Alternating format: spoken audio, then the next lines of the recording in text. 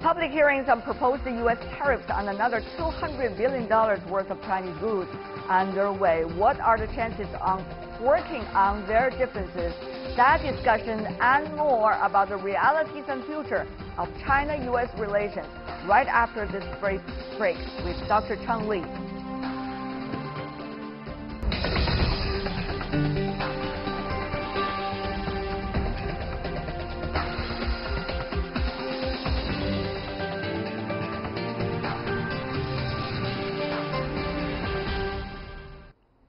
Welcome back. You're still watching World Insight with me, Tian Wei. The program is coming to you Monday to Friday on CGTN. China and the U.S. have levied another round of tariffs on each other's goods. A public hearing is also underway in Washington over newly proposed tariffs on even more Chinese products. Business and industry leaders are increasingly alarmed on the worsening trade tensions between China and the United States. The results of the hearing will be announced next month, but no matter the outcome, many say it's likely to have a negative impact on China-U.S. relations. Let's take a look at this first. U.S. duties on an additional $16 billion worth of Chinese goods have taken effect, despite grumblings from the U.S. business community. The U.S. government recently released details from the public hearings on the Section 301 tariffs last month. 76 of the 82 representatives were against the tariffs. They believe China has an irreplaceable role in the global supply chain, with significant expertise in many areas. If American businesses are forced to replace their suppliers, it would eventually harm their interests and American consumers. Another round of public hearing is underway on proposed tariffs, this time on $200 billion worth of Chinese goods. Some businesses say the U.S. consumers would feel the pain in the end. Only by international cooperation, the consumers can get, qualified services, good products, and a reasonable price. If you leave tariffs.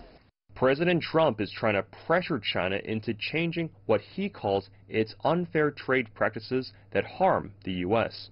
China denies this and insists it's open to free and fair trade. Meanwhile, some experts say that China's continued opening up of its markets is the way forward, despite what looks like a long drawn-out trade battle.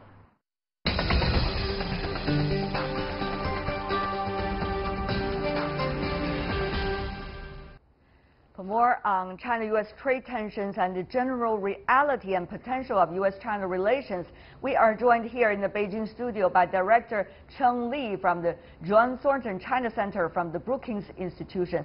Sir, welcome to our program. It's such a pleasure to have you in Beijing.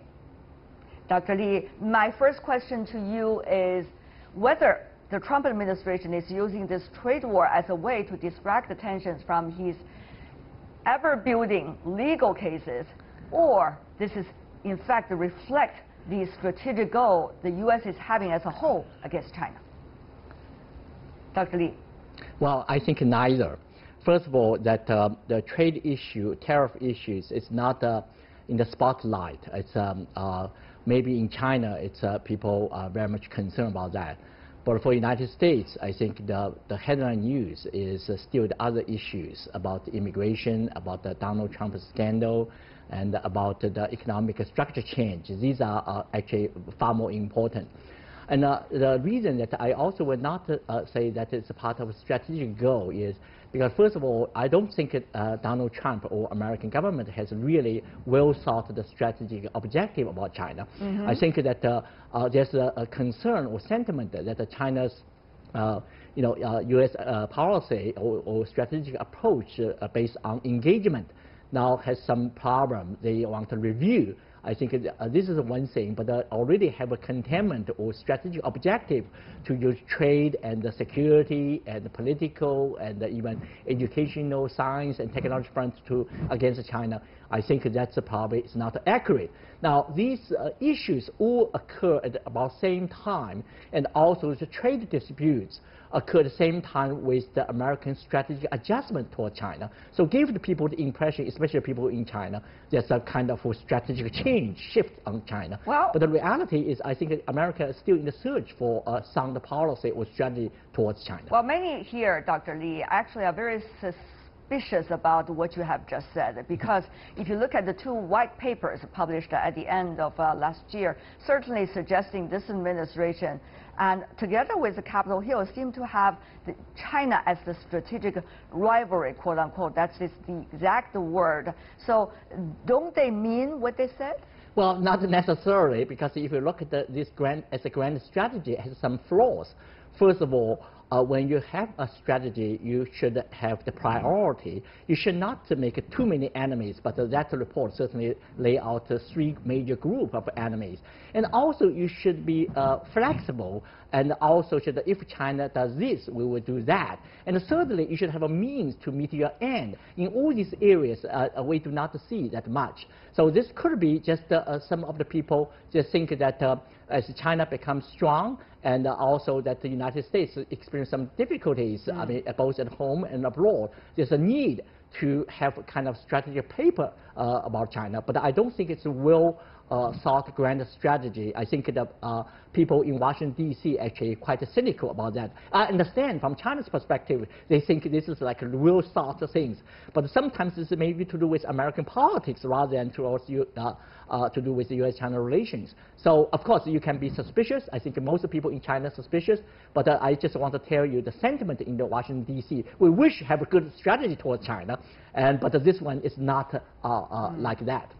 But Dr. Li, one of the things that people take note is that it used to be the practice that different administrations, starting from Carter all the way down to the one before Trump, mainly used the approach of engagement with China. You could argue that maybe at the end of the Obama administration, things have changed a bit. But now you see more and more approach similar to containment, which has been the practice used during the Cold War, is now being used toward China, or at least in verbal way. Dr. Li, that makes a lot of people here in China concerned about what exactly the U.S. is heading for. Well, it's not so easy to abandon the engagement policy, despite there's a lot of concern in the United States. Some are legitimate, some probably based on wrong assessment, sometimes more to do with American politics, as I just mentioned. And if it's really not engagement, is that really right to contain China? Is that already too late? And whether we can get international support? And there's a lot of issues. And I think that at the moment that some of the American scholars also raised a concern. And I think there's different views. And to have the tough policy toward China, want China to meet international norms and the standard in terms of trade front and also in other front is one thing. To have all-round containment policy against China is quite another thing. And I think that despite all these concerns or tensions, I think now probably more than any time before, there's a more frequent visit, deeper exchanges on many fronts, and the head of state and military to military think tanks. It's not closed yet. Of course, some people want to close the door and the windows, but so far, at least, so far, the windows and doors are open. And also, we talk a lot of tensions, but we should not forget there are a lot of common interests, climate change, anti-terrorism, and global warming, and most importantly, as the 2 largest economies in the world, we have a lot of shared interests. And the bottom line is, neither China and the United States want to have a war against each other. Well, since to talk about scholars, particularly those scholars who have been researching about China for a long time, let's take a look at what they are having in mind. Not just you, Dr. Li, but every one of them.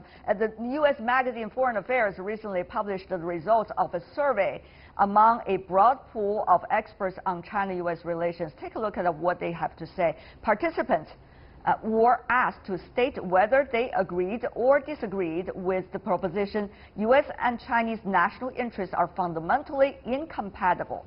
34 experts expressed their opinions in total. 2 strongly agreed with it. 12 agree, 5 are neutral, 12 disagree. 3 strongly disagree. So basically, the experts are somewhat evenly split. I understand that Dr. Li, yourself, strongly disagree, together with 2 other scholars, mainly of Chinese origin. But many question this evenly divided picture, it is already very different from the earlier sentiment that many of these names are quite optimistic about China-U.S. relations earlier. Well, this divide affirm what I said earlier, because there's no consensus yet in the United States. There are a lot of concern, a lot of criticism, but also there are more criticism of Donald Trump's foreign policy, and whether it be Russia and North Korea and Iran and also China. So I think that the China study community, along with the U.S. strategy thinkers, still yet reach agreement. So at the moment, I think it's fair to say we are more concerned about Donald Trump rather than China. So that chart, the divide, really reflects the pluralistic views of China. So that gives us some, ideas that how, from China's perspective, can work with international community, with China's scholars, with international relations scholars, to really avoid the confrontational situation. Is there a way? Well, of course there's a way, because one thing is, for some people talk about China, you should open up the market, but I think very few people in Washington and in Wall Street really want to have the all-round trade war with China. So I think there's tremendous room for change. I think China is the largest economy. China has a huge domestic market. Right. Chinese government will do a lot of policy adjustment. These are all very important. But you talk about the elites in Washington are very concerned about the Donald Trump himself as the president, rather than quote-unquote a rivalry from China. But China also thinking the same way. China is extremely concerned about Donald Trump because he has been using this practice of, in a way, domesticating international relations policies for his own political benefits. If you look at whether it is the DPRK issue, the Singapore summit is mainly a photo op for him. And if you look at the Iran issue, if you look at the immigrant issue, Dr. Li, should we be concerned that President Trump is likely to use U.S.-China relations as a tool in his hand for his domestic political support? Well, and how dangerous is that midterm election following? Well, it's almost for sure that Donald Trump will link his foreign policy to his personal leverage and also legacy at home, but also try to avoid some of the scandals that he's still under investigation. This is, I think, it's a good assessment. But he can go to two different directions.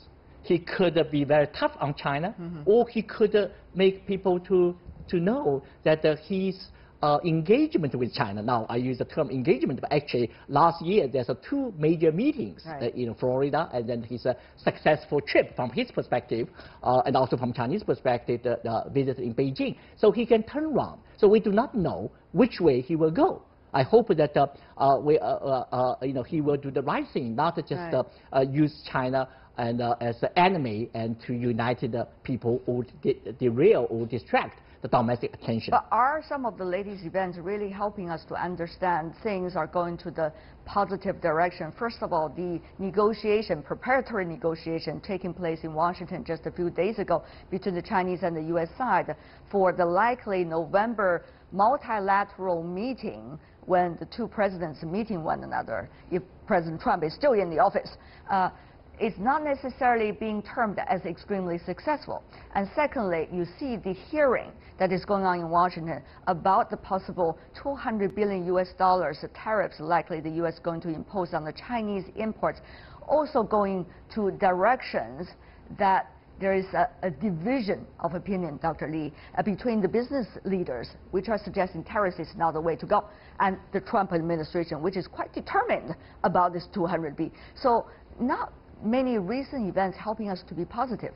Well, are there? No, that's true, and it's also more to do with the domestic politics in both countries.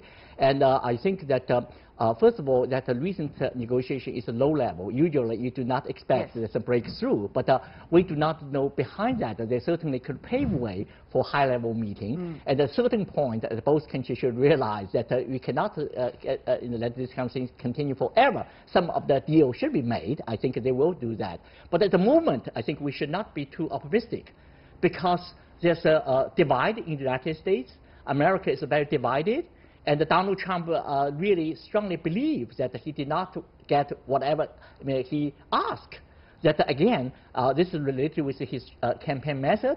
The last year, you thought that probably he will reduce the economic, trade imbalance, but actually trade deficit increased by 28 billion US dollars. So to a certain extent, he may have legitimate concern, but also Chinese have legitimate concern because partly sounds like Donald Trump is so greedy and so unpredictable. So. And also, you have difficult to negotiate with them. At the same time, you find that the trade issues come along with a strategic shift. And especially some political leaders push really the bottom line, the red line of the Chinese government is about Taiwan. And also, you mentioned about a strategic report. These all added the difficulties. And besides that, there's less leverage for Donald Trump to play around in terms of North Korea situation. China already improved the relationship with North Korea. These will add to the situation.